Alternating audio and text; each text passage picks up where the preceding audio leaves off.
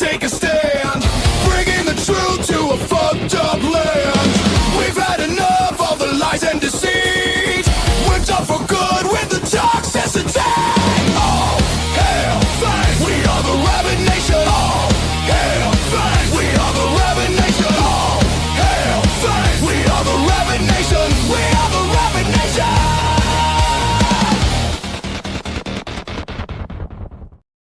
All right, and a hearty shout out to all of you in the Rabyd Nation. Welcome one and all, whether you're a citizen that's had their citizenship paid for or paid for it for yourself, or you're just a tourist who's subscribed, or whether you are just somebody looking across the border, wondering whether to immigrate to the Rabyd Nation and just listening in. Welcome one and all to the Rabyd Atheist, the Rabyd Atheist show. And Wednesday is usually when we do a Bible study. I've been doing red letters, red flags, talking about the teaching of Jesus, but in honor one of the more holy days for Fangsology, April Fool's Day, we are going to do the April Fool's Day Bible study where we talk about a passage that is, well, rather notorious for atheists. And so we're going to take a look at Psalm 14 and we're going to find out some of the stuff about it. Yeah, I know, Paul, it's probably like, yeah, like some of you have already crossed the midnight line. It's April 2nd, but you know, it's a season. It's a season for us that follow Fangs. Like, you know, they have the Christmas season. We have the Fangsology April Fool's season. So we're going to run it from April 1st to Easter. So that's 5 days. So there you go. So there you go. But yeah. So there we go. There we go. But today is going to be all about Psalm 14, although as somebody would probably point me out that psalm also appears in another place, and I'm going to tell you why. So there you go. Let's see. There's a goal in chat. That helps me pay for the stream, keep it ad-free, gets me to wear a funny hat by the end of the stream, or not so funny, depending on what you vote for. It is April Fool's Day, so I'm not surprised that the Holy Bunny hat is leading the charge right now. So, and the Discord link is in the description. I think I updated that, so now that's the current link. So if some of you were getting confused, and I think I upgraded that, so now it should be the right one. If not, I will fix it. But there we go. Can now over to the Fluffle and have a nice community there. We have a pretty good community getting started. So we're doing that. Let's see who is here. Crank, your Elder God sent their representative, their emissary. Always appreciative. Jackie is here. Blossom is here. Excellent question, by the way, Blossom. Like, it's one of those things that caused people's deconstruction. So there's that. Scuzzbopper is here. Hurricane, Perro is here, Michael is here, Paul is here, Nathan is here. No, I haven't had a chance to watch The Lodge. I was probably sleeping at the time. But yeah, I am a space guy. I like to watch that stuff every once in a while. Dragon Rider is here, Katie is here. Time for a lurker check. So you're dropping gifted memberships as a lurker check. Yes, we have lurkers. Let's see who got those. Scuzzbopper, Jacqueline got those. Those are good ones. There you go. And Stevens. Let's see, Barry Lee Pierce, Iderus, Gerald Sharkey, Burning SOK5, Pentalope, Mystic. Yeah, I think all of them got given. 1, 2, 3, 4, 5, 6, 7, 8, 9, 10 of them. So there you go. Yeah, I know. You know, and that's not even telling me, like, the thing about this is what you people need to realize is, like, it's a lot of people listen and they don't even show up on the fact of my viewers. They show up on YouTube's final viewer count, but some people I can't see. So it depends, but they're still there. So there you go. And there you go. So Jacqueline, you're now a member. You can use all the emojis. You can even use baby fangs as an emoji. Look at you.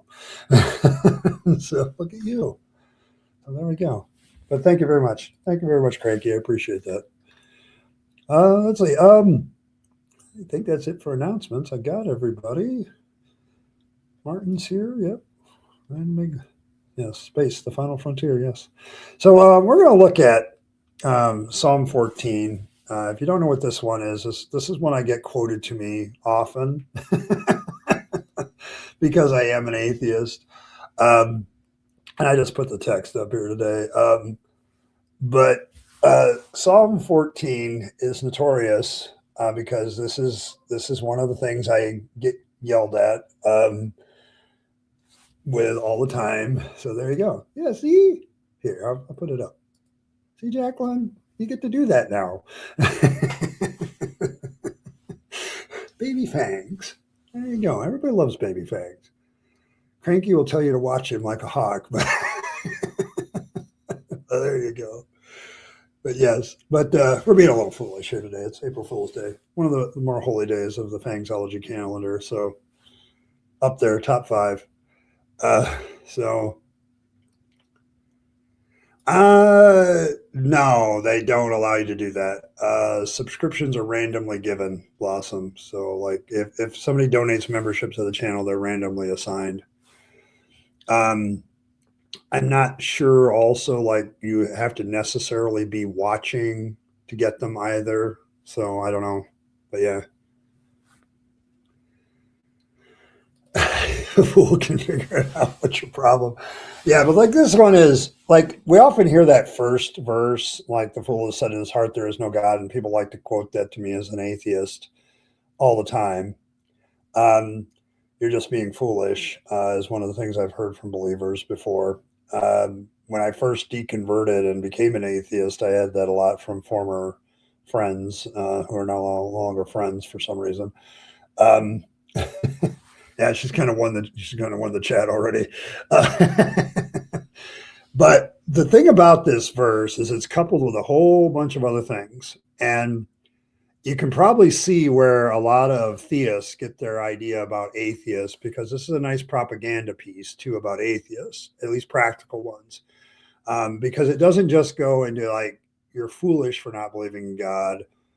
They go into that you're corrupt, you do abominable deeds, there's no one that does good. Like it's not, the whole passage isn't just this you're silly if you don't believe in God, you're also evil if you don't believe in God. And so so they are so tiny on the screen. Yes, yeah, I know they are tiny on tiny screens. So there you go. But yes, yeah, you can go through them, you can find them. But yeah, like, and then there's this idea of God looking down. The Lord looks down from heaven on the children of man to see if there is any who understand, who seek after God. They've all turned aside. Together they become corrupt. There's none who does good, not even one. Paul will use this part of this passage in Romans chapter 3 to talk about how nobody's any good if you don't believe in God. This is this is one of the best propaganda pieces. Now you need to think about this. This is a song that people sang.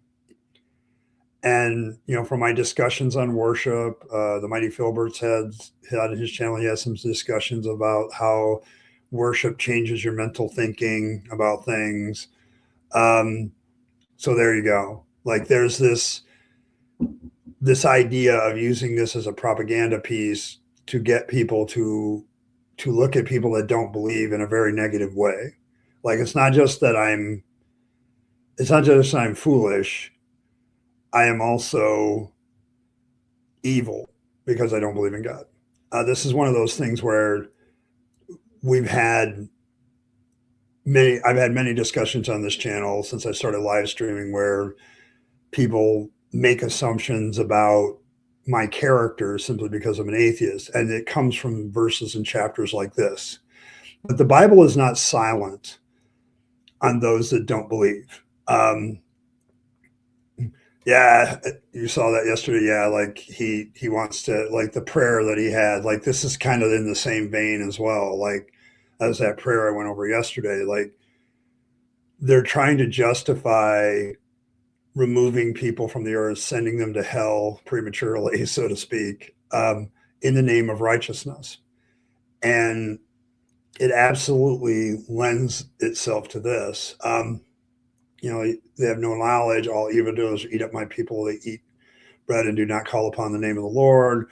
They are all in great terror, for the God is with the generation of the righteous. Like that goes into yesterday too, where that prayer talks about God, the righteous are as bold as a lion, and the righteous are slaying the wicked, and so on and so forth. It's the propaganda mill that continues. Now, yesterday I had somebody ask me, like, is atheism falsifiable? A lot of you chimed up pretty quickly with a good answer, which is I don't believe, there's nothing to falsify. And that's partially true. But if you're a Gnostic atheist, like you truly say there is no God, that actually is falsifiable, which is better than a lot of religious claims, which aren't. And so it's like, there is a way to falsify that.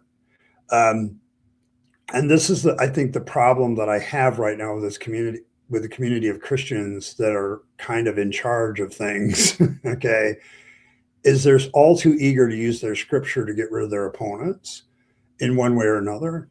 And like, I remember when Trump had one of his early meetings, like he made the remark, there's no atheists in this room. And he was proud of that. And so the propaganda goes pretty deep. And this psalm is part of that, and it remains part of that. Like they're still continuing to use the Bible as a way to propagandize against atheists. Like this is still one. So,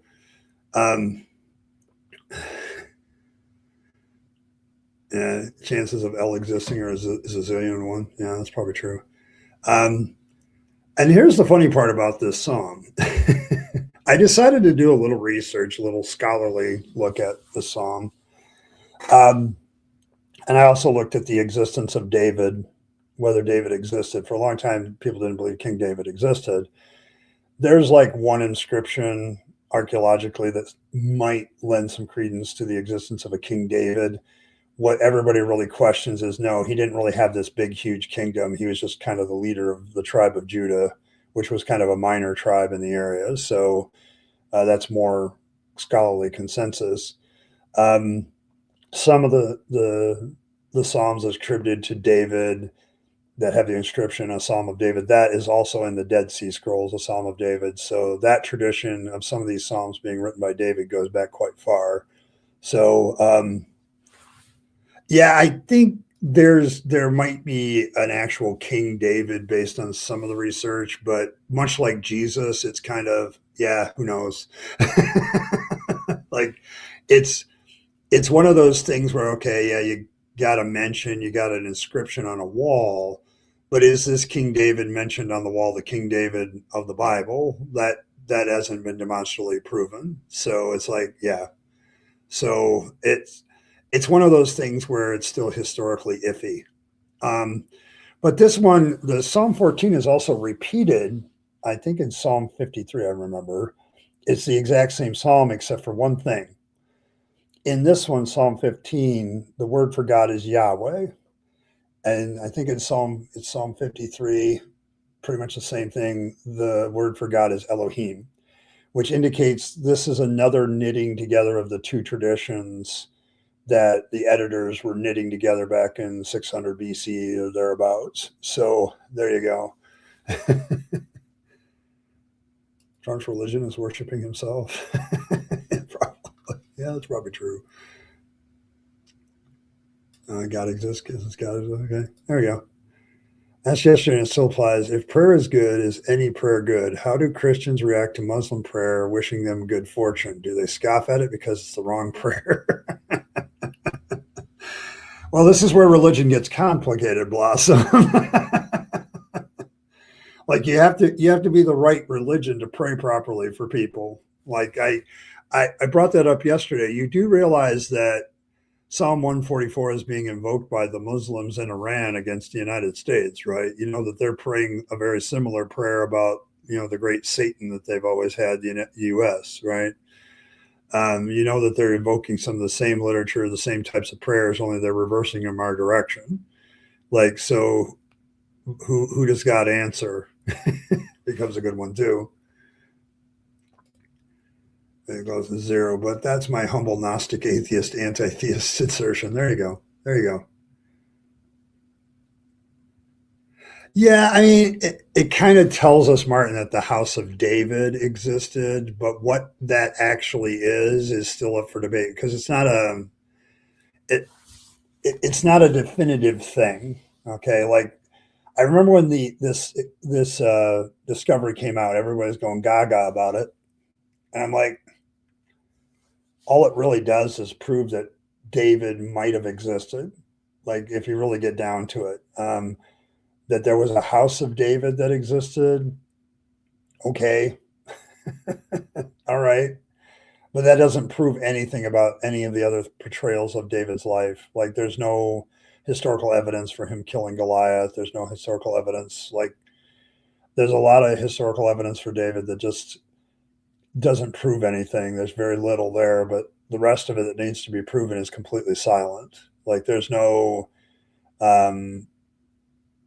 like when he unifies the house of Judah and Israel in the story, there's no evidence of that in archaeology or any literature that I know of.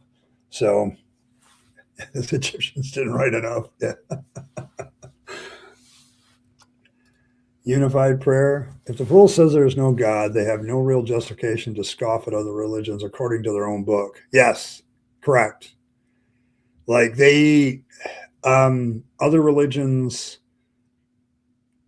I don't know. It depends on what they want to do with it. Like I've seen this passage, like a lot of you are looking at the proper interpretation of the passage, and that's very admirable. I look at how the passage has been used and how it's interpreted to engage in other activities that aren't as savory. Like this passage has literally been used to minimalize not just people that are atheists, but anybody who doesn't believe in Yahweh in particular.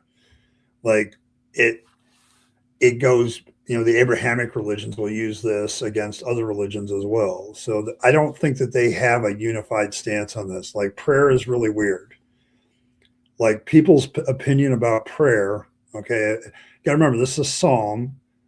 And psalm songs tend to be prayers.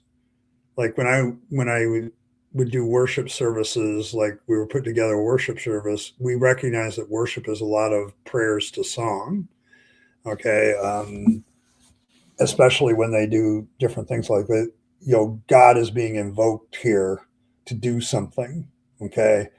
And in this particular psalm, it's like a hand waving away of certain people as not even being real people because they don't believe in their God. So I'm not really sure what common prayer is. Like, is there a common prayer of everybody for every religion? So yes. Hey, Fangs, good to see you. I had a question of whether April Fool's Day is a holy day for Fangs. I thought, what a silly question. It came from Cranky, so it's expected. But yes, but like, the problem that I had like yesterday and today, I've kind of indicated a couple things about the foolishness of prayer, because every person who prays thinks that they're the righteous one praying. Like they'll do the lip service, like I'm no good, I'm a sinner, but let me pray to you anyway. Like they're the ones with a hotline to God. And every person who prays whatever prayer thinks that they're doing it correctly. And so therefore that they can do that. So yeah, Jacqueline's a member now, so she can do the baby fangs thing. See? So there you go. Baby fangs, the godlet fangs, if we're going to use the proper terminology. So yeah, I mean, it's like, does anybody who prays, okay, if you're sitting down like David, okay, supposedly did with this psalm, and you pray this prayer and you put it to music, okay, because that's what kind of psalms are. They're also used as prayers, not just as songs. In fact, a lot of the music, whatever original music was, is lost, as far as I can tell. So if you're praying this prayer, you're automatically assuming that you're the right one and everybody else is wrong. So who's praying the wrong prayer?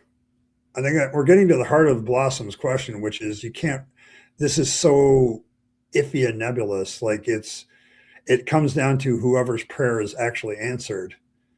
And that could be purely chance. Like, you have two football teams, each team prays to God for victory. One of them wins, one of them loses. Whose prayer was answered? Like, both of them were answered, but doesn't it kind of make it ridiculous? Like, if it all comes down to prayer, who's being foolish here? Like, to me, I know, like, the fool says there is in his heart, there is no God. I look at it and go, the fool says in his heart that I'm the righteous one and my prayers work and everybody else's don't. Okay, so yeah, you gotta combine it with the pearl before swine for full effectiveness. You're being, dude, and it happens to the best of us. Like, I have always made what is practically done here? What is this psalm being used for? I tell you what this psalm is used for on a daily basis. It's used to rah-rah the church crowd. Aren't you so glad you're not foolish like those atheists? Aren't you so glad that you found the righteousness of Christ and not like those atheists that are evil and abominable and all the rest of it? Like, it goes back to even the beginning of the week when Apologia did my cameo and I brought up all the memories of Real Seeker. Like, Real Seeker's problem with me immediately was I was an atheist, so therefore he could not trust me because that's what he's been indoctrinated to believe. Like, he had to assume that I was engaged in some sort of psychological trick. This is the practical nuts and bolts of how these passages of scripture are used. And so who's really being the fool? Am I the fool for not believing in God, or are a whole bunch of people being fools because they're propagandized into thinking this about people that don't believe in God? And they use verses of scripture like this.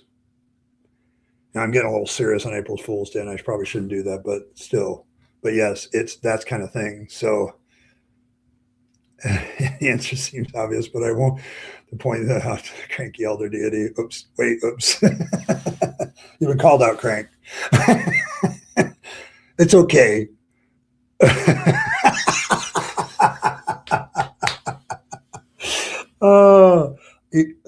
Okay, I got to pull up the original thing that Cranky said about fangs today, because it is hilarious. So, because Cranky made the assertion that Fangs had promised that he wouldn't steal his stash today in honor of yeah, see, here it is. Fangs told me that in honor of April 1st, he would not try to steal my sash on this most sacred of days. I immediately doubled the number of tentacles guarding it. So there you go. But yes. Yes. Yeah, you gotta watch your stashes today. Fangs is far more active today. So there you go.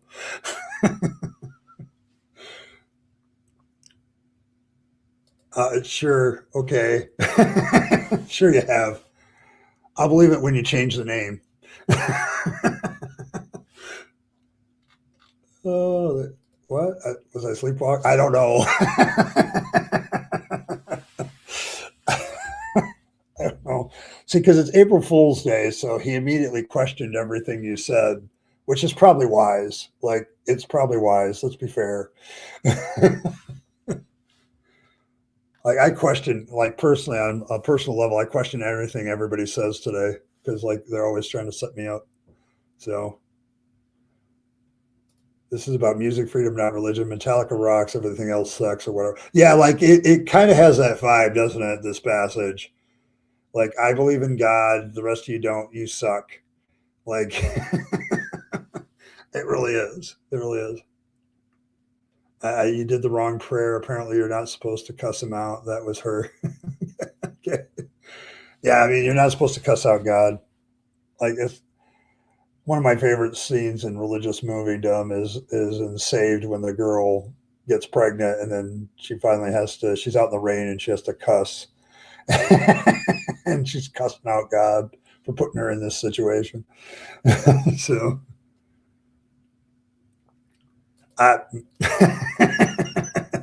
yeah, you would.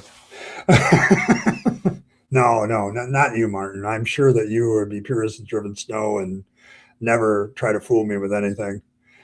Like I'm trying to keep a really good straight face with this one. Talking, mumbling, responding, dialogue with myself. I'll end up in a mental solution for a relatively sufficient amount of time. There you go. Oh, yes, but yeah, like I mean, the foolishness of religion comes out because I was talking to my therapist today, and she, by the way, guys, you guys with fangsology and stuff have given my therapist more laughs than I care to think about. She absolutely loves it. Okay, she's like, that is so cool. And so there's other people being touched by fangs that maybe some of you know nothing about.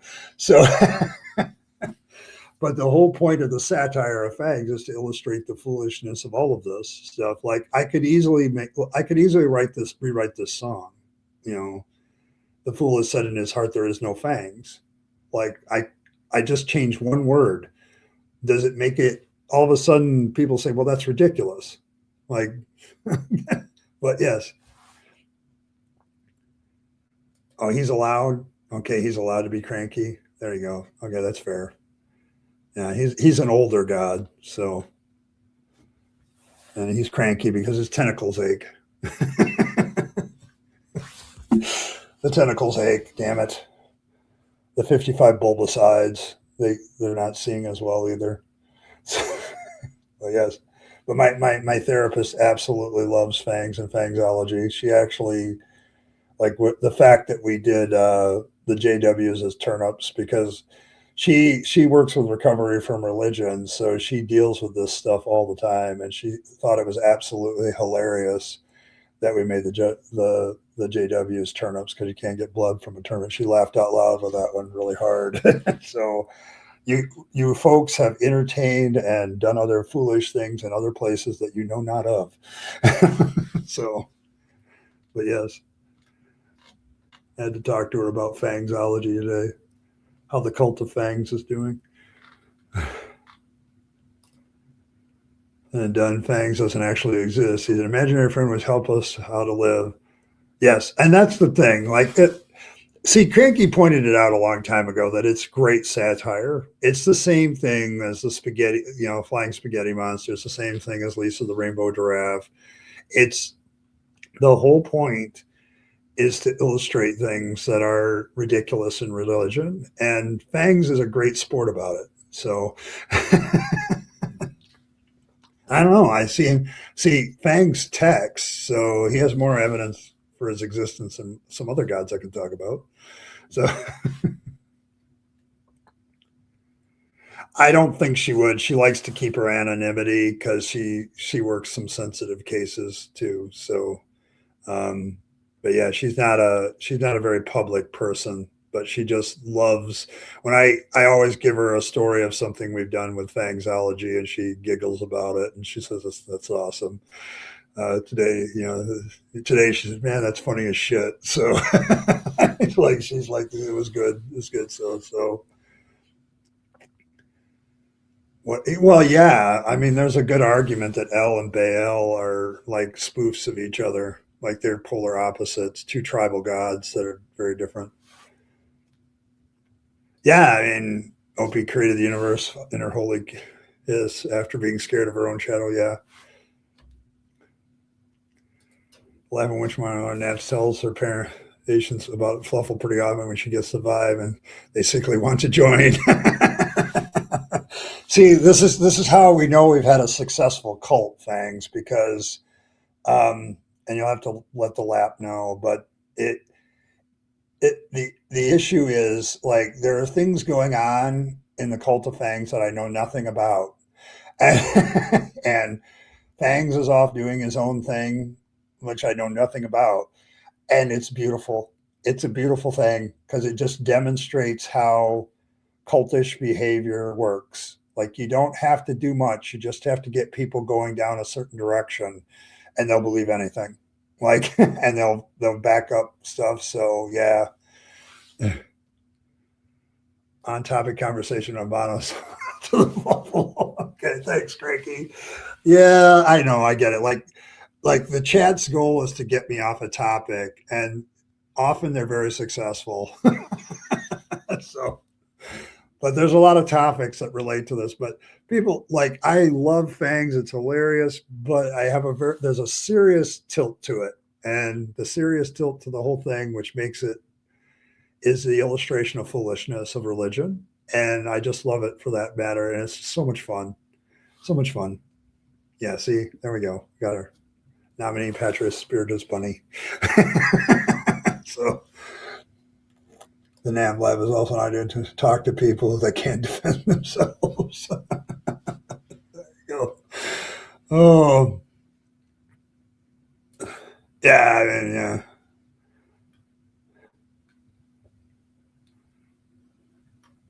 But yeah, like it's been fun. The fool, I figured this would end up being in a Fangs discussion mode because this is the foolishness of a lot of this channel and illustrating the foolishness of religion. So because I have to ask the question at this point in the Bible study, who's the bigger fool? Like there is so much about Psalm 14 that I find so egotistical about the Psalm writer. Like I used to look at David as kind of a very interesting, somewhat tragic character. I now kind of see him as an asshole. Like as a character, he's not really that all that good. He's kind of like Yahweh. He does a lot of evil shit and gets away with it, is my point. Like he avoids like several punishments of the law just by being a man after God's own heart. And so a lot like Yahweh, he whines and cries about his enemies and then thumps his chest about how he killed them. And then yet somehow he's the good guy. I'm not really sure how that works, but yes. So there you go. There you go. But yes. So I've gotten to the point where passages like this and Psalms like this, like they're going to get quoted at me at some time. I'm an atheist. Sooner or later, somebody's going to pull this verse out of their hat. But yeah, that's why we rubs him. Yes. Yeah, 'cause honestly, I get your vibe. I think I'll let somebody else get to that vibe with David. Like David is an actual reflection of Yahweh in human form. Like he is, he commits adultery, gets away with it. Well, I'm God. I'm allowed to do that. I'm king. I'm allowed to do that. God gets after him for it. But the penalty for adultery, according to the law, was death. So he didn't get death. A lot of other people died for his sin. How's that fair? Well, wait a minute. Yahweh does that too. Like Yahweh screws up, can't get things right. So other people die. So yeah. But it's like David very much is Yahweh's self-insert in the Old Testament. I would back that up because like I've read the literature, many, many times. And David literally has somebody killed. Okay. And he never gets justice for that. Like he sends somebody off to their death because he wants to have their wife. It's like, this is not the part of a hero. Okay. This is a part of a villain. Okay. We have villains in our stories that do stuff like that. And we call them what they are. They're villains.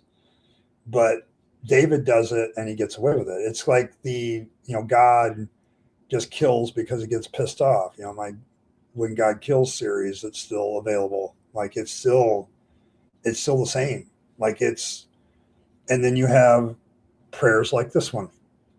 Like I want everybody's unrighteousness. They're all going to come to nothing. It's just propaganda against people, that don't agree with me. So it's like, yeah, extremely impotent and doesn't have any. Yeah, the God whose image we are apparently made in. There's my argument from Malak humor. The argument against the existence of God because God doesn't have a sense of humor. Yeah, that might be one. Not to mention David was boinking Bathsheba before he killed her husband. Yes. That's kind of a dick move. So, entity friendly neighborhood, entity shadow of the big empty from Supernatural show. All I want is to sleep. Go to sleep, Paul.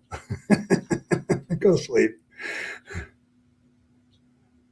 And then the baby died allegedly for the sin. Yeah, that was another That's another dick move, but that's a dick move by Yahweh, the God.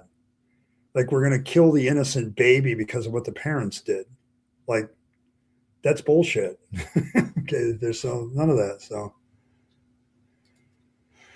watch Matt Powell versus is this true salvation or false doctrine debate. And I'm starting to think Matt Powell might legitimately have a learning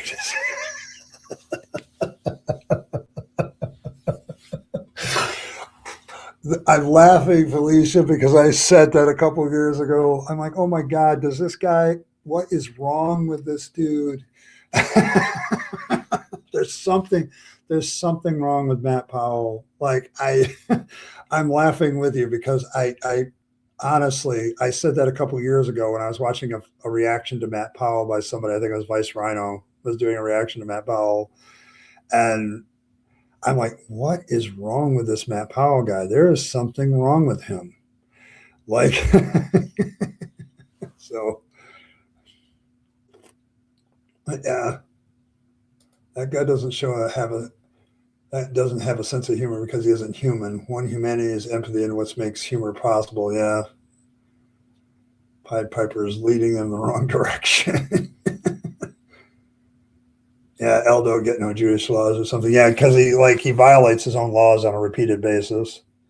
Like, he's one of those kings and rulers that makes law but doesn't feel that he needs to be upholden to them. Like, he doesn't have to follow the laws that he makes. It's supposedly an objective law, objective to the universe and objective to God, but God doesn't follow it himself. So that doesn't really work. Well, yeah, I knew that was coming, Michael. He has a sense of humor, but it's really crude. Like, he has a very crude sense of humor. And most of it's probably off camera because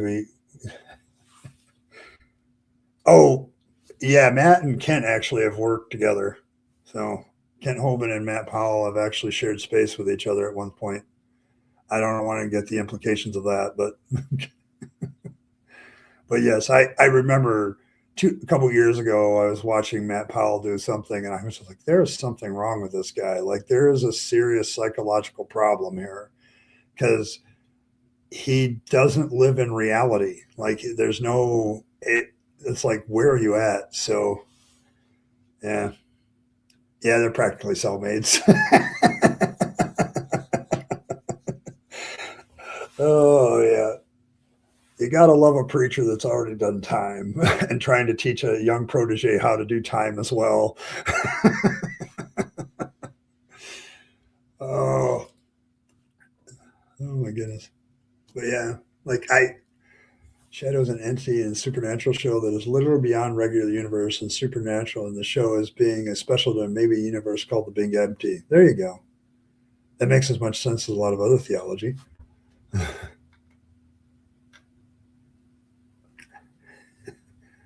Objective versus for ye, irrelevant for me. Yeah, it's kind of that's the problem with Yahweh in the Old Testament is like he creates rules but doesn't follow them. And David's kind of the same. He's supposed to be under the law of God, but he doesn't follow the law of God and he gets away with it. Like, if the Bathsheba was done according to the law, Bathsheba and David should have been brought out in front of the congregation and stoned to death. And then Absalom would have taken the throne right then. No fuss, no muss. Like, that's what should have happened according to the Jewish law. If the story was real, that's what should have happened. That does not happen. 4 other people die, including Absalom. And Bathsheba and him end up having another kid named Solomon. Maybe you remember that one. And so Solomon ends up being king. 3 other of David's kids die, but not David. David lives to a ripe old age. So, yeah. Yeah, Powell was down at Dino Adventureland for a while, learning from the master, so to speak. And I don't want to know what they were learning. Okay, I don't want to know. So, but yes, that did happen. Somebody did a report on how Matt Powell had visited the Dino Adventureland and spent some time there. So I can't remember who off the top of my head.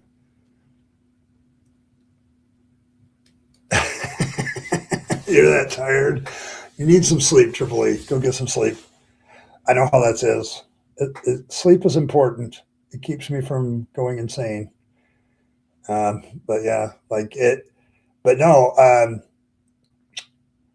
I don't think there's any sense of humor in Psalm 14. What I do think is this very large sense of self righteousness in Psalm 14, where you can label a whole group of people fools and that they're unrighteous. And my problem with the text as it stands is that so many people use that text against me. Like they think I'm foolish and silly. That's just silly not to believe in God.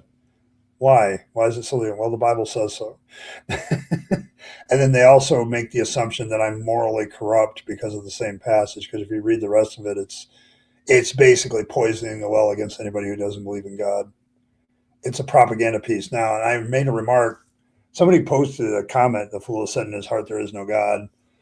And I said, well, that's an ad hominem attack. It seems like your God, who's supposedly the origin of all the laws of logic, quote unquote, by you, should also know that that's a logical fallacy and wouldn't use it. Like, it's not very convincing either. If God wants to convince me in his word to be a believer, insulting me and then questioning everything about my moral code probably isn't the way to go. That doesn't sound very smart. So, possibly. Possibly. I saw that story. Because the UK is not as, they're like, wait a minute. Go to sleep and be left alone. Yeah, me too. Yeah, I can't remember. Like, you know,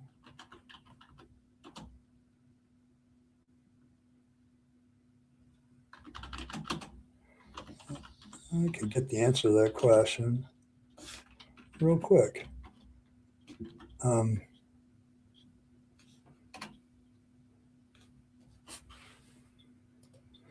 There is some scholarship to suggest it. Yes, her husband was a Hittite, and so it's quite possible that she was a Hittite as well. So there's another problem with the passage. The whole thing is the king is going after a woman that isn't Jewish either. His Jewish mother would be offended. so, yeah, Solomon the sword swinger. Yeah. Yeah, that's the punishment. I know you're thinking of a different definition of stone. So stone when Jesus takes me home. Fool said in his heart. Psalm means anything about atheists. It talks a lot about practical atheism. I don't think this passage, Psalm 14 or Psalm 53, really deals with philosophical atheism. It's more of a, that's why I say it's more of a propaganda piece. There's no intellect here that's making the point of why that's so. It's just a lot of poisoning a well against David's enemies, really, that don't believe in his God. So it's more of a practical atheist passage, but still, it's also how it's used. Like, how do Christians use this today when they come to my channel and see the Rabyd atheist? Well, they just call me foolish because the Bible says I'm foolish. And I must not have any morality either, Felicia, because this passage says so. So the practically way of how it's used today is still very much just propaganda against atheists. So that's how they use it. And marry outsiders, the king had that right. Yeah, it's like an exception rule. It's another exception rule, Jackie. The king can marry outsiders. Well, yeah, in the end. Like, Martin, let's understand something. If you read the Bible honestly and objectively, women are somewhere between cattle and male children. So, I mean, if there's ever a culture that was dedicated to the idea women should stay home and make babies, preferably man-child, it's the Old Testament. Like, and guys had far less rules that they had to follow than girls did. So that's just kind of the way it. Yeah, the Hittite the squeeze. Yeah. Oh yeah, I know, I know. It's called bog. I was saying Christians don't have morals; they have blind obedience. Yes, that's the difference. Yes, for the Bible tells you so. Damn you, apologia. It's a great jingle, though. You have to admit, what a great statement. Oh, oh yeah, there's a long one that he has. It's a good one, though. Your father wasn't. Your father was in tight. Yes. Oh, face turquoise music note. Yes, there you go. There you go. Yes, Jewish girls had to be able to scream within cities. Like you had to, if you cried out when you were being sexually assaulted, but nobody heard you, it still wasn't sexual assault. So, what a law way to get people that do sexual assault to carry their girls away someplace where nobody can hear them, because then it's not sexual assault. So, it's one of those laws that are you serious? So, they were serious. Let's see. Sounds more like this man who already believes God exists is being a fool for denying God, and not this person is acting foolishly. But modern Christians can't read. Yes, I agree with you. Like, if you read the passage as it's intended, I don't think it's used. I don't think the original writer was intending what most modern Christians do. But modern Christians will take this and read it a different way, and that way that they can do whatever they want with it. Like, it's one of the great proofs all the time, and this is just another one where the Bible says something and then the Christian comes along and wants to apply it to a current situation. So they twist it, massage it, read into it, and then reapply it to something else in some other way. I mean, Christians do this all the time. This is just another one of those examples of them doing this. And exactly. So we aren't goats. Okay. Ancient noise pollution level laws. Yeah, it's kind of like that. Like, but the if you really want a, a deep dive into how misogynistic the ancient culture based on the Bible is, that's one of the laws to look at. Like, you can only get a sexual assault for yourself as a woman if you scream out and somebody can hear you. Otherwise, it's not sexual assault. So that's it.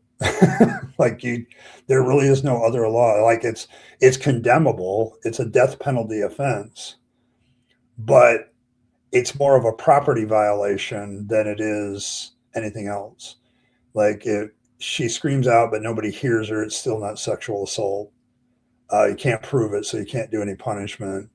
Um, if she screams out, the only way you get a sexual assault thing where the guy gets condemned is if she screams out and somebody heard her, like, scream out. That's the only way it happens. Anything else, you're out of luck. And so, yeah. Hey, good to see you, Coyote.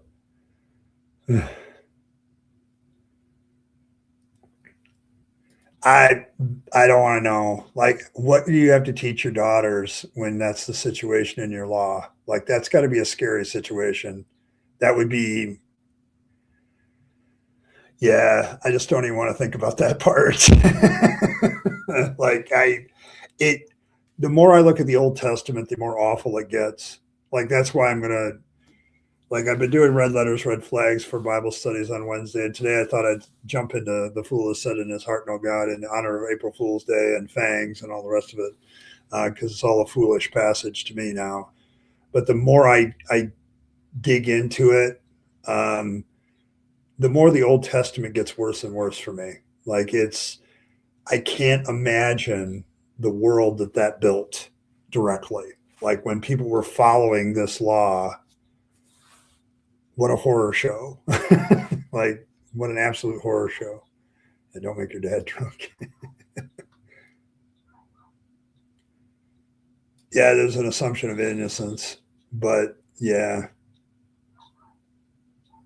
yeah, it's a brutal world, uh, compared to today. Hey, morals are objective. Am I right? Yes. I see what you did there. I felt that sarcasm.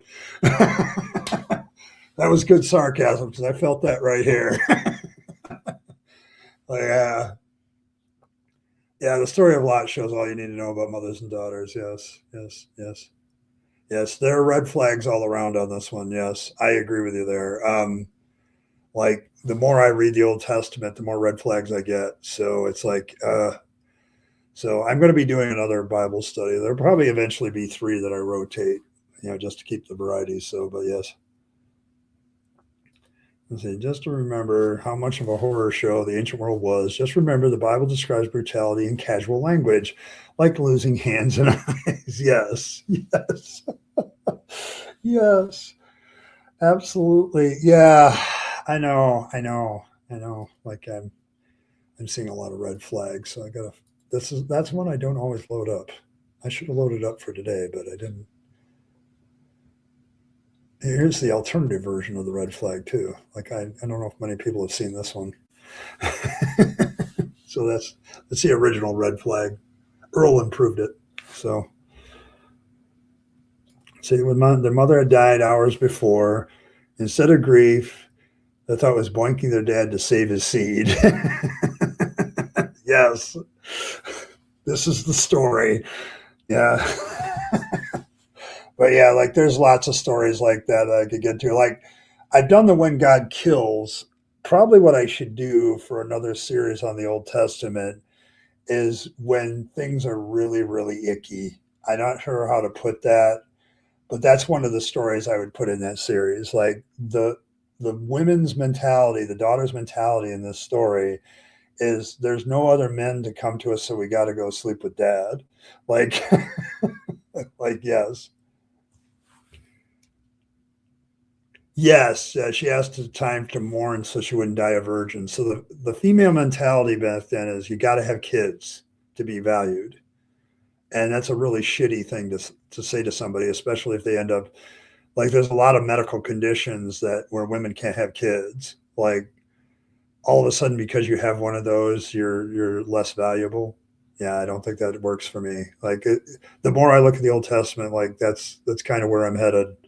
Like there's just a lot of things that where God doesn't kill, but He really creates an awful situation and a long running one. So yes, the casual language of the Bible never struck me as a believer, Ed, but when you deconstruct it, I was shocked just how different the ancient world actually was. Religion warps your viewpoint badly. Yes, it does. Yes, it absolutely does. Okay. All right, folks. There we go. When God boinks, honestly, Yahweh is hornier than Zeus. He's just too pathetic to score. All right. On that note, I'm going to take my 2 minute break, and I'll be right back. But yes, I would love to hear your thoughts on a new Bible series, serious or not serious. But yes, like When God Boinks is a great one. But yeah, I'll give you the next 2 minutes to kind of like give me some answers to that. Another biblical studies series to go along with Red Others, Red Flags to kind of break up the monotony a little bit because Jesus keeps saying the same stuff too. So I'll see you in a couple.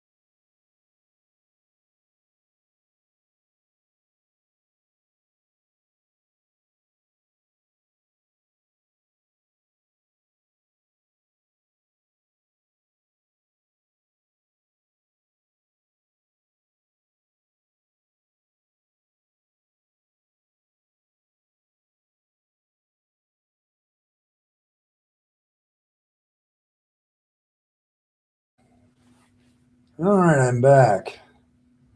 Let's see. Did we get any good suggestions? When God boinks, that's one. You don't know the depths until you find out about the bulls of Bashan and their fat cows. Yahweh just likes to watch. Now, there's a thought, Michael. The times that God just watched something awful happen and did nothing about it.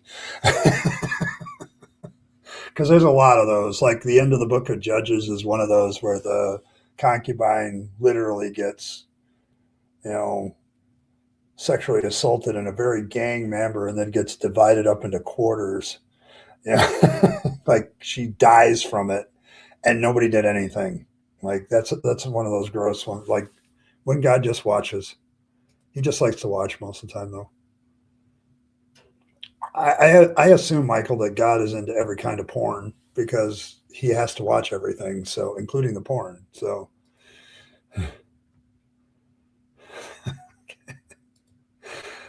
God caused death. Yeah, David's wives got sexually assaulted as well. So yeah, there's there.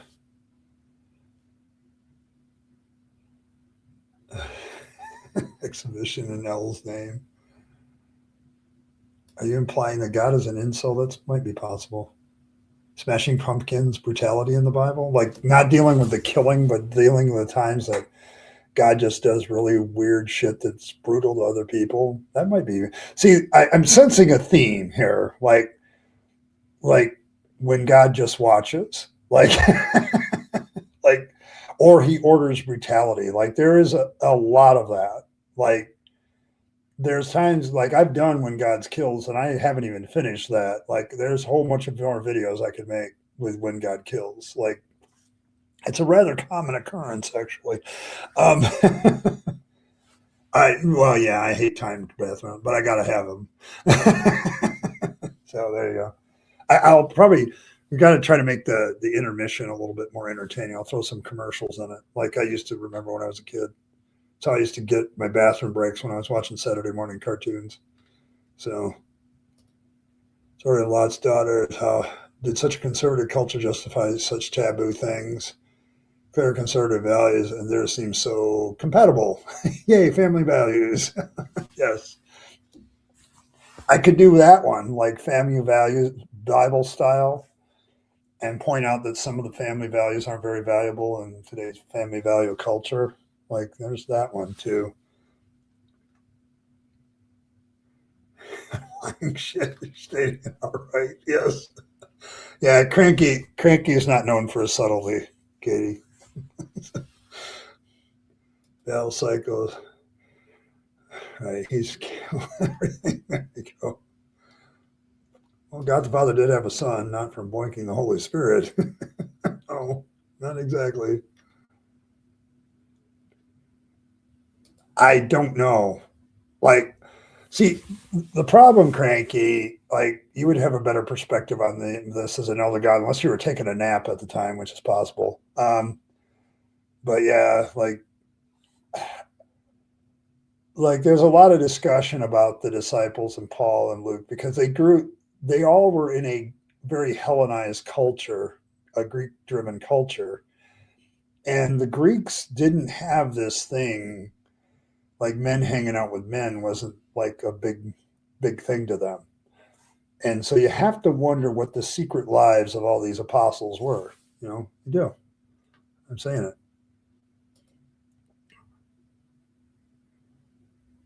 Yes. Yeah. That one, I'm going to be honest, that had a heavy duty one in my deconversion too. It was one of the ones I listed as the top 5 things that God allowed, and I was pissed off about it. Like, how do you let that happen and say you're a good God? Like, these guys come to this guy's door and they want to lay with the dude. And so instead, they throw his concubine out there to the dogs. And somehow that's a good action. Real brave there, gentlemen. Yeah. Like, and so there you go. Yeah, the poor fig tree. The fig tree one is kind of a bad story to me, too. Like, it's not even the time for figs, and he's cursing the tree. What the hell? You know? Did duck all after his son died as well. Maybe he's just grieving, but we don't know the full story. Yeah. Is where common acceptable Bible story is actually brutal or taboo, not in line with stereotypical conservative Christian values, one inch at a time. Yeah, I think we're kind of getting that. Like, there's a lot of things that people don't think are in the Bible, Triple E, that are. And if they were brought out, a lot of Christians would be like, I hate this story. Like the concubine, the one Levite's concubine that gets brutally handled and dies, and then her body is not treated as sacred at all. They just quarter her and send her to the four corners of Judea to alarm everybody and say, this is what happened. Like, what an awful thing to happen to a human being, and yet God just sits there on his hands. Like, that seem like family values to you? Like, is that family values? Like, like they teach kids, I know Christians teach their sons, for instance, you got to protect the girls. Like, you got to stand up for the girls, protect the girls, all that stuff. Where is that in that story? Like, no. Like, the value of women in the Bible is not very high. Okay. And I think that's something that needs to be pointed out more often. So he does seem like the guy that would just watch. He doesn't have safe. He doesn't use safe words either. So he practiced. This is why Fangs doesn't like him, right? Because Fangs is the god of good, consensual, safe sex. So Yahweh's into none of that. He's not into good sex. He's not into consensual sex, and he's certainly not into safe sex. So that's the whole nature of the conflict between Yahweh and Fangs. I think we can sum it up right there. So DoorDash, God Dash, because L is too busy to shit himself. See, this is why I go to the Fluffle. You guys are hilarious. Head bash is more biblical. Yeah, that might be. Is working on it, Ed. She's just got a lot on her plate at the moment. Too bit of it. I know, honey. Don't worry about it. You tell the lap that I absolutely know. I have always been patient with your artwork for good reason, because when I leave it to the lap, okay, Fangs, when I leave it to her and I let her stew and cook and do, and I'm not one of those guys that goes in the kitchen and joggles the cook's elbow. I just don't do that. So I just leave suggestions and I'll let them marinate in their own good time. So there you go. Yeah, it is a little bit more conservative, but they did have that, men with young boys thing going too. So, and it was far more socially acceptable. So they don't obey April Fools. Oh yeah, you gotta watch it. You gotta watch Cranky. So there you go. Worst sexual assault punishment? A lot of what? Yes. Yes. Family values are when different family members are valued differently. I'm not sure it's summed up or average, though. Yes.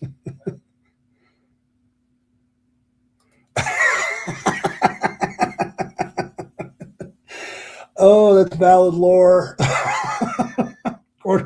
According to me and what me and the lap have written so far as the misadventures of Fang, that's pretty valid lore.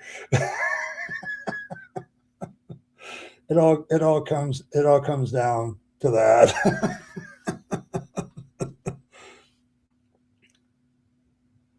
Yeah, it's not a popular. As a former preacher, I could say I would. Judges 19 is not one you want to preach very often, though. There's a lot of. Yeah, it's valid lore. I'm serious. I know. We have valid lore in Fangsology. So there you go. But yeah, that's pretty valid. But yeah, Judges 19, hold on. I want to get to specifics. I can tell you as a preacher why I avoided this passage big time. Yeah, the Levite and his concubine. Yeah, that's where it's actually found. But yes, this is probably on par with one of the most least preached passages in the Bible. because of the brutality of it. Like you can't get around the language either here, Coyote. You can't do that. The language is very specific what happened to the concubine. She literally gets gang sexually assaulted all night long, so much so that she dies from it. Okay, and that is very clear. And then do they have any respect for her after she's gone all through all that to save their asses? Oh, hell no. We're going to cut her in 4 pieces and send her different directions. Like, and where's God in all this?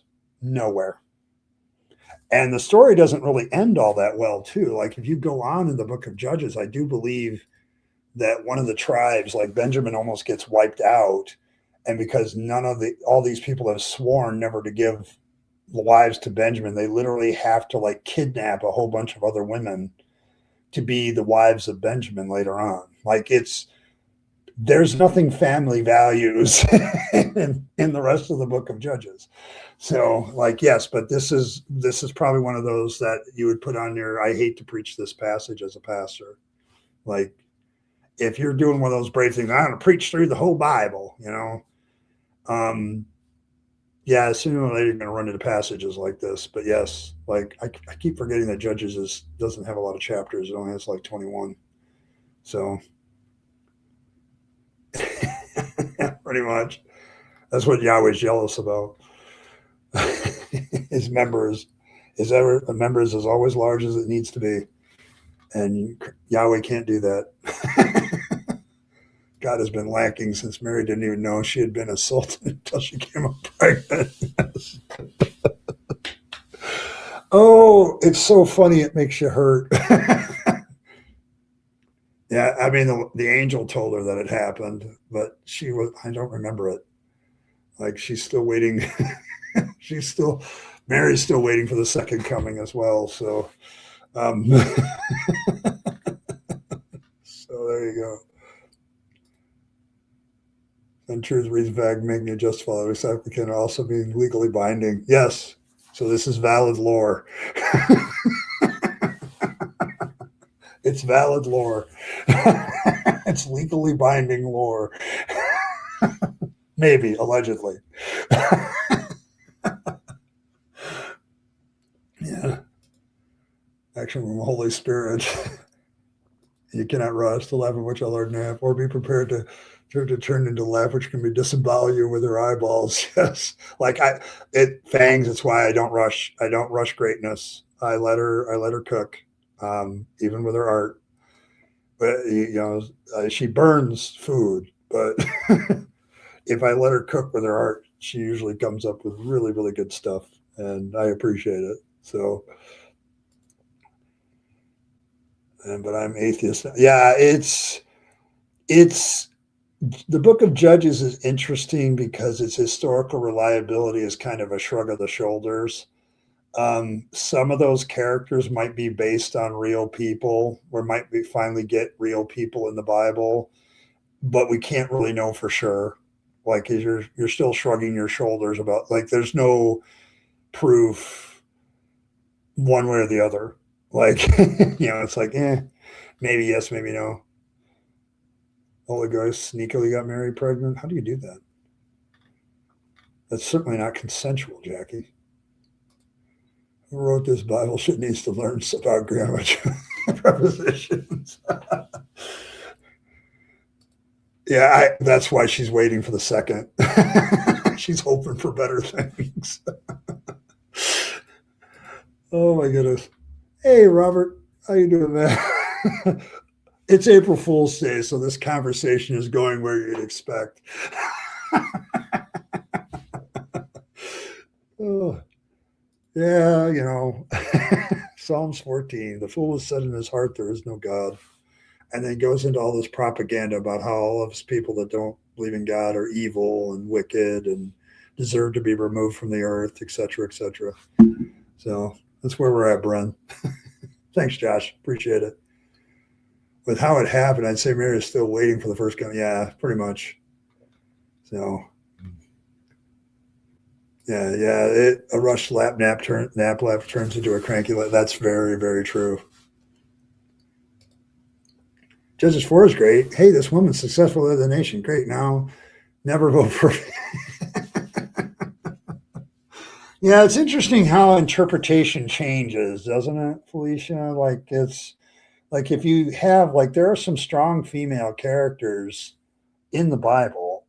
One of them, Deborah, is a judge of Israel. She's a woman, and boy, does that get downplayed. Like it does. Deborah. I don't think Deborah appears in like Hebrews 11, does she? I gotta look. No, it's not her. The guy who's working with her, I think, gets mentioned, but she doesn't.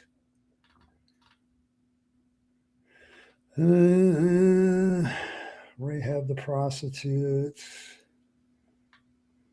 Yeah, there's no mention of Deborah. We got Rahab the prostitute, whose only claim to fame is lying to the guards and hiding some spies.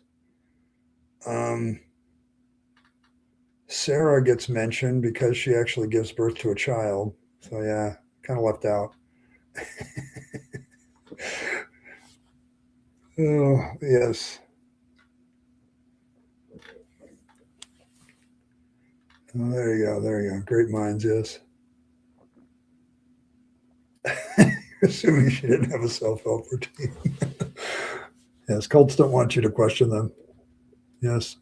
Virgin perpetually, according to Catholic doctrine. I don't know how you work that out, seeing the text of the Bible literally says he kept her a virgin until after she gave birth, implying that after she gave birth to Jesus, she was no longer a virgin for very much longer. So, yeah, what about Dexter? Yeah, I don't know. Yeah, but the thing about like a lot of the heroes of faith that are mentioned by other writers in scripture, she is avoided.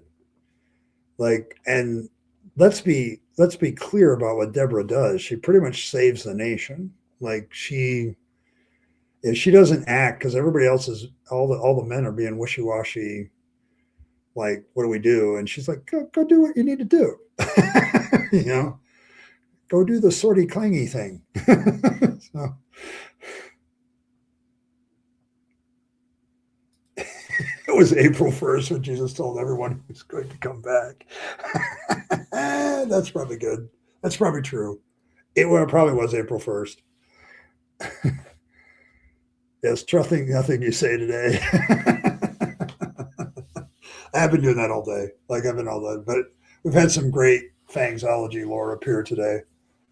Like the nature of the conflict between Yahweh and Fangs is all about the fact that Yahweh doesn't have a very sizable number and Fangs can do whatever he wants. So transmorphology of virginity or something traditional. Oh, okay. So certain types of sex don't end your virginity. Okay, there you go. Told the nation have no fear of escalation. There you go. Hey, Robin, good to see you. Good to see you. Yes, but yeah, like don't trust anything anybody says today. It's like, including me. Like I do fangsology lore on the top of my head most of the time. It's nice to use those theological muscles again when making shit up. So, oh, they call that the Catholic rule. You're still a virgin. Okay. I don't know. This is where the fluffle goes whenever the topic of sex comes up. Like it goes in, you guys go into the gutter so fast.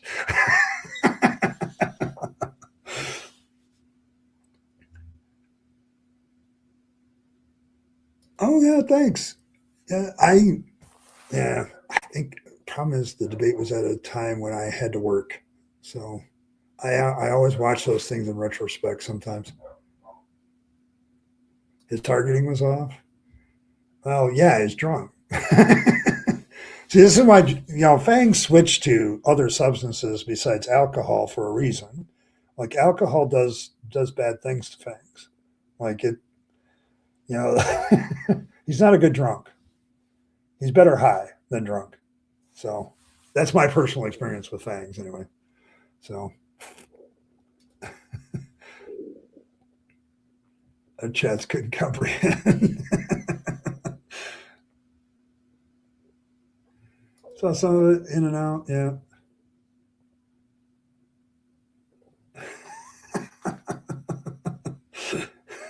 Yeah, that's probably true. Like I shouldn't say that you've head that direction. You're already there. Like this is what happens when I do this subject is we end up here and we're already here. There you go. See, positive review there, Robin. Positive review. See, the thing with weeknight stuff is like I have to leave early. In fact, I got to be out of here in about 10 minutes. But it's like I miss so much good stuff. Like there's a lot of good stuff out there. So, but yes, there's definitely a, definitely some good stuff. So a lot to take in for Earl the first time, and also okay, there you go. Well, yeah, I mean it's quite possible. Like he's a demigod. Like if he needs to get off the controlled substances, he can just you know kind of like be like Wolverine. Like get rid of like one of the great tricks that Wolverine does is he can be knocker drunk until he doesn't want to be, and then all of a sudden his healing powers get rid of all of it out of his system. That's kind of the way. That's kind of the way Fangs works too. So that's why he can do so much weed. And Cranky just handing out the memberships, handing out citizenships. More rabid citizens. There you go. There we go. So we got Robin, Cyberfish, Eurojack, Gunna Shamara. I hope I'm not butchering these names too badly. Indecision, the Rio Melly, Richard Reynolds, US, Skip Storm, Jack and Activist, and Us GM all got free gifted memberships from the Cranky Elder Gods. So there you go. And yelling at our phone the whole time, your opposition computating Genesis. Okay. See, Robin, you're getting good reviews from the people that matter. Okay. So there you go. Oh, for Satan's sake. But yes. Thanks, Cranky, for all you've done that twice today. So thank you very much. Appreciate that so much. Yes, green cards for everyone. The Rabid Nation is truly open borders. Like I don't even look. Oh, people ask me how you become a citizen of the Rabid Nation. It's like just have somebody buy your citizenship or buy it yourself. I'm like it's true in all nations. Let's be honest. You all buy your citizenships with your taxes and all that stuff. I'm just more honest about it. So there you go. But yes, that's how you become a citizen of the Rabid Nation. You have to buy it. I'm just honest about it. Yeah, he's a cool god. Like for all the elder gods, Jackie, Cranky is probably the coolest of them all. Like he's cooler than Cthulhu. Like Cthulhu just sleeps all the time. Like he's just taking a nap all the time. Cranky gets out there and and does evil for evil's sake. I can appreciate that. Rabbit Town Cafe. I've heard of this.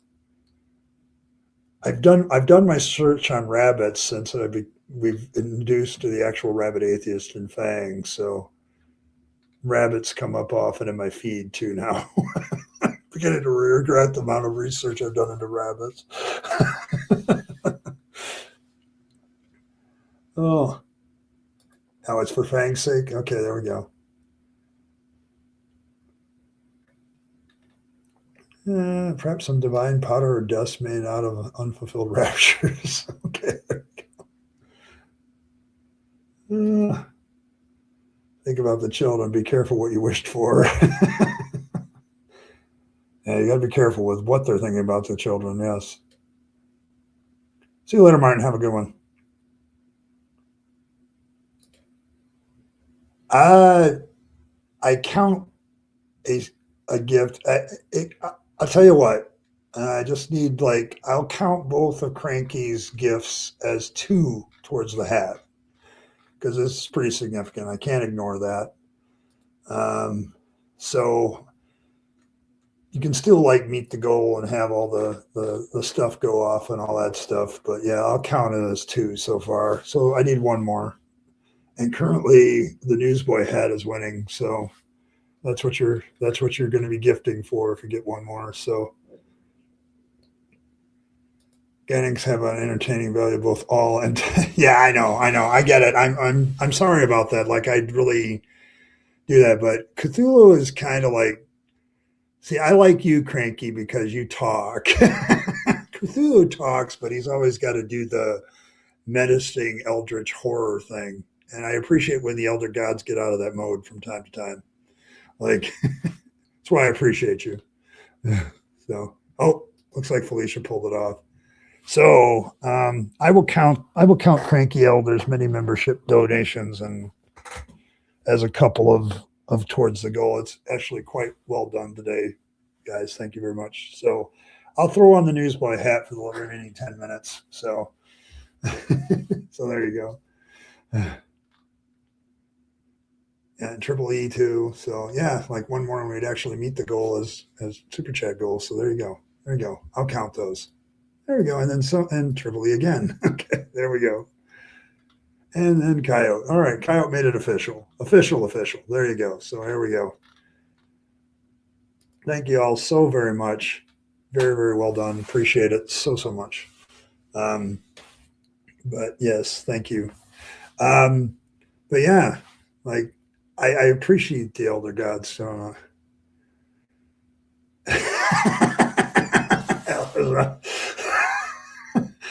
yeah, I always wondered about the Necronomicon. It's it an edited work?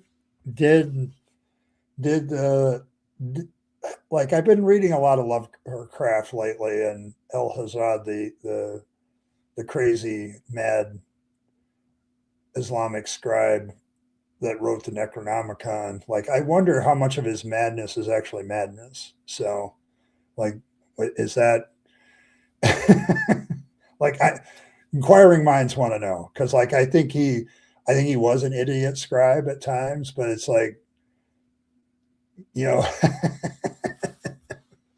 so see, you just need a joint in your mouth and an opinion about black and white movies with the newsboy. Well, I'm not going to do the joint. I don't have one of those.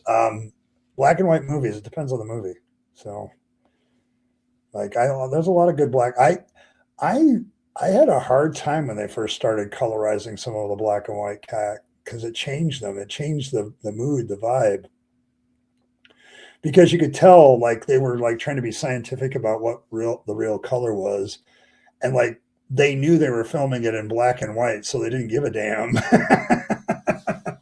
Yeah, Young Frankenstein is a positive black and white. I kind of like that one. That was a good one. Oh, it predates translating the Necronomicon. Okay, because I'm the Necronomicon appears in so much literature. It's not just Lovecraft. There's other writers that write about it at the same time. There was this whole. It's kind of what I like about the writers back then. They were all pen pals, and they were all using the myths together. Robert E. Howard and Lovecraft both used some of the same mythology, same origin of the world stories, things like that.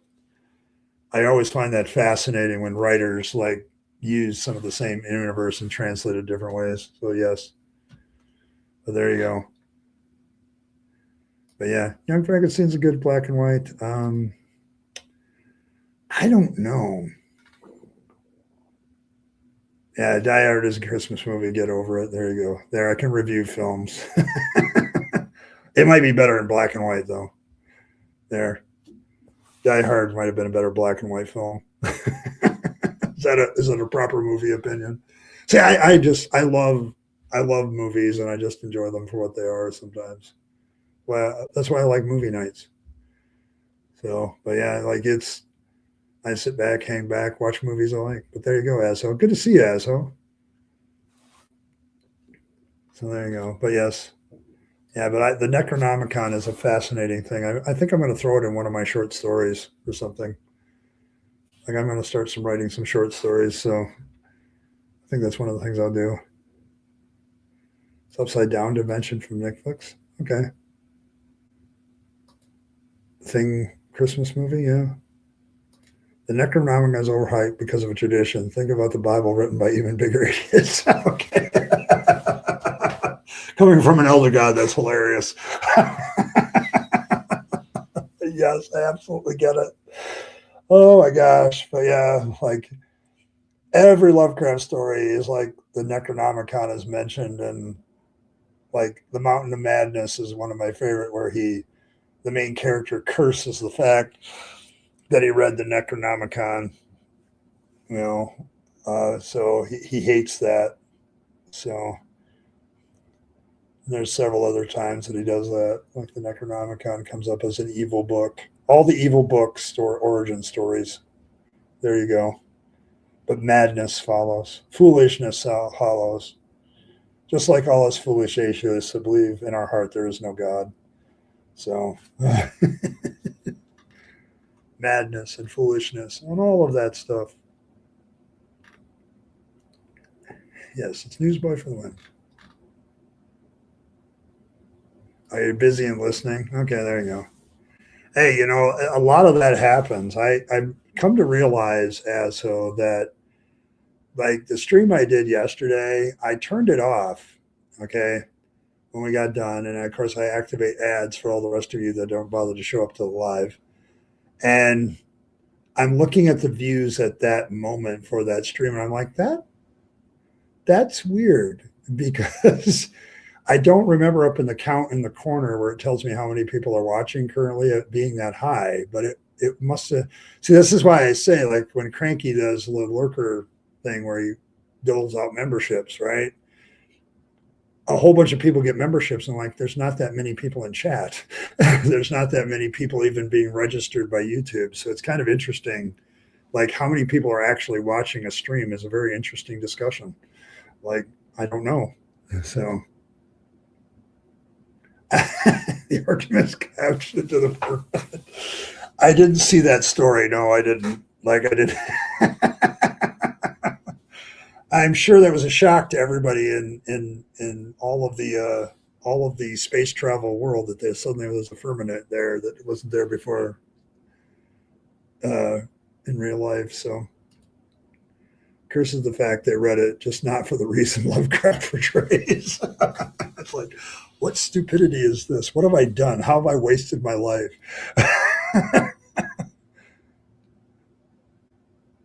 Sailing the dome. There you go. There's anything for a distraction. Crashed into the firmament? I'm sure that this is a story. This is a story. It'll happen. Like the smoke isn't smoke, but water separation from a motorboat. Okay, yes. Yeah, I know. Yeah, I know that the flat earthers and the non-flat earthers are going at it today because of the Artemis thing. I saw that in my feed twice. Like I hope flat earthers are watching this was one of the captions, but yeah, that's kind of how it goes. All right, folks, I do have to run. They want me to do this thing called work, and I got to go do the work. But a great, enjoyable stream tonight. Lots of laughs. Appreciate it. I don't know who the fool is, but I don't think it's the person that doesn't believe in God. Okay, I think whoever wrote Psalm 14, whether it was David or somebody else, might have been wrong. I think he might have been wrong. But so there you go. But thanks everybody for showing up tonight. I want to give a special shout out to the cranky one, the cranky elder god. We had 10 memberships there. Donation is 666. Josh, thank you very well. And then Cranky did it again. So 20 of you are now citizens of the Rabyd Nation thanks to the cranky elder gods. I want you to ponder that moment. It'll probably make you giggle over time, but there you go. Felicia, thank you. Triple E, thank you. And Mender Coyote, thank you. Appreciate all of you. Your support of the channel means a lot to me. Keeps me going. I appreciate it. Let's see. I think that's it. May Flangs bless all of you. May he nibble on all of your hearts. May you look into Fangs's, deep. Oh, got to remove that one. Remove that one. Put it back on. There we go. May Fangs look into all of your hearts with his big eyes and give you warm fuzzies, because that is the purpose of religion, to give warm fuzzies. And so we do that too here at Fangsology. So you're welcome for that. You also make sure you lay a circumcised carrot out on top of your stash, especially today on April Fool's Day. I don't know if it's going to work, but it's worth a try. So thanks, everybody. But make sure you do that. Like all religious rituals, it might help, it might not. It's all random. Thank you very much. And, may Fangs purify your corrupted vegetables with his pointy teeth and remove them of religious corruption, nom nom, and all that. And as always, folks, live your best life. You only get one go around and then it's over. So you want to make sure you take all your time, your money, all your opportunities, and give them to yourself, the people you love and care for, and to make this a better world. You'll be happier if you do. And don't waste it on trappings of religion and faith, because that's a dead end. I speak from experience. And as always, thanks for stopping by, and I'll catch you all tomorrow on Deconversion Hangout. We'll hang out and talk some more, and we'll have a topic about deconversion. So just your opportunity, if you're deconverting, to have a place where you can talk, question, vent your frustrations. But I'll see you all tomorrow then. Thanks, everybody, for stopping by, and I will catch you all next time.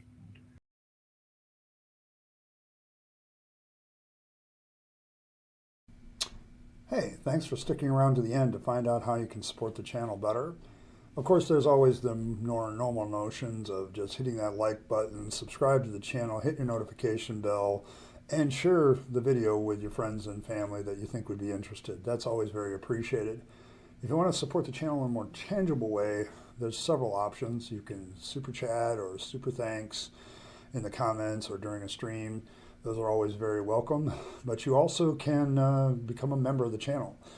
Members have certain perks, like getting the videos early, things like that. They also have some good custom emojis during chat. So all of these things are good benefits to members, but they also support this channel and its work to continue to normalize atheism and deconversion, for which I'm very appreciative. It keeps me going, and it keeps me as a content creator being able to do more and more as a content creator. So if you choose those methods of support, thank you very much. And I appreciate you once again for staying to the end and listening to other ways that you can support the channel. Appreciate it. Thanks, and I'll catch you next time.